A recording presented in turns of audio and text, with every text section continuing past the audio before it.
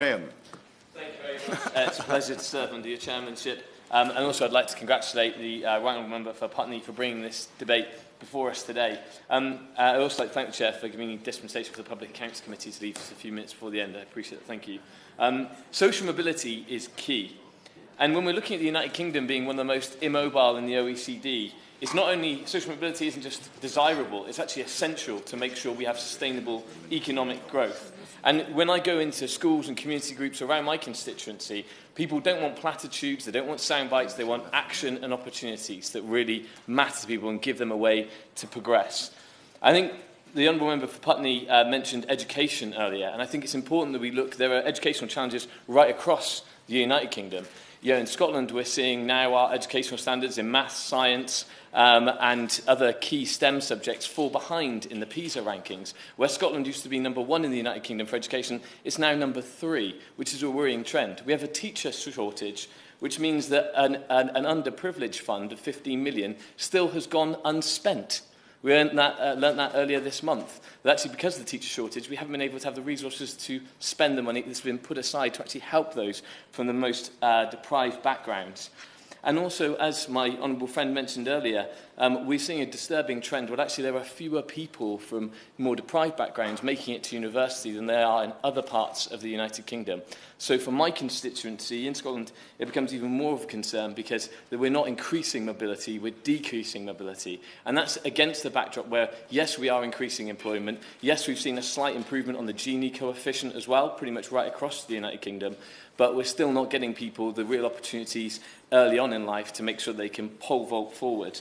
A lot of good points have been made in this debate, so I won't repeat them. But I'd just like to focus in one point on social capital and lifelong learning in the kind of broader educational, on top of the kind of broader educational point made by other members this morning. And for me, social capital is a topic that was brought around in the turn of the century, certainly in universities and in academic institutions, to talk about communities that have gone through post-industrialisation and no longer had the bridging and bonding capital that made a lot of communities in the Western world such successes and enabled people to go from place to place and step up and ensure the next generation were always better off than the previous generation. And it's not just the fact that students are leaving school with poorer hires or GCSEs. It's what comes after that and the opportunities to be able to say, even if a mistake has been made early on or an opportunity hasn't been provided early on, later in life you can have that second opportunity or even third opportunity. And it's really important that we don't allow poor GCSEs or poor hires to write someone off so early, as is often the case in our country. And I'm lucky in my constituency, I have Forth Valley College, which is a further education college that is there to try and promote more lifelong learning. And so whether that's in evening classes, whether that's working in partnership with businesses, whether that's going for apprenticeships, whether that's looking with public bodies as well, it's important that we do provide that opportunity right the way along people's lives. And I will give credit to the opposition on one policy that I thought did come out in the last election, I say the opposition, the Labour Party, was looking at how we can fund people through lifelong learning and actually see if we can give people access to funds to go back to college, to go back to different types of qualifications, whatever stage of their life they may be in. We're looking now at people living onto their 80s, 90s, which is not what our original welfare system was designed for. And we need to sit there and say, how can we actually give people opportunity to have 2 careers, 3 careers, maybe even 4 careers in their lifetime, as some members may well have here.